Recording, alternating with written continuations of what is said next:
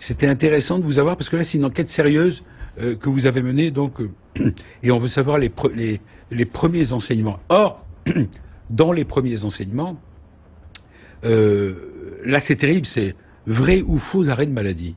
Et la réponse, c'est que, si vous nous suivez en télé, sur BFM Business TV, vous allez voir ce qu'on appelle le petit camembert, près d'un salarié français sur 5, 1 sur 5, pense qu'il est acceptable de prétendre qu'il est malade alors qu'il ne l'est pas. Ça, c'est surprenant, ça. C'est énorme. 1 sur 5, non? Vous trouvez pas?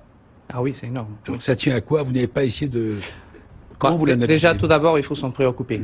Il est préférable de dire qu'on est malade plutôt que d'aller travailler. Et c'est ça, en fait. Oui, mais c'est surtout très important, c'est savoir et pourquoi les gens ils le font.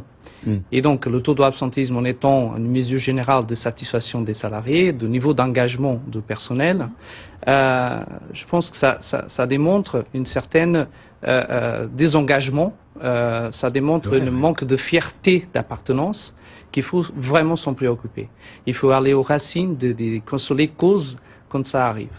Et ça peut se manifester de différentes façons, parce que avant ça, et l'étude, on entrait un petit peu dedans, on peut avoir ce que un signe, c'est déjà le présentéisme. C'est les gens qui se disent... Il y a l'absentéisme et le présentéisme. Voilà, c'est avant de dire je ne vais ni même pas, je suis là, mais je ne contribue pas à la oui, je suis là, mais c'est comme si je n'étais pas là, quoi. Voilà. On peut être là physiquement sans forcément mettre le paquet pour son travail. Voilà. Et donc là, ça mine la performance, ça mine l'esprit d'équipe, ça mine la performance de l'entreprise en général. Et donc, c'est mauvais aussi pour la personne elle-même. Et donc, c'est pour ça qu'il faut s'en préoccuper. Il faut que le management se plonge dessus pour voir quelles sont les vraies raisons pour que ça arrive.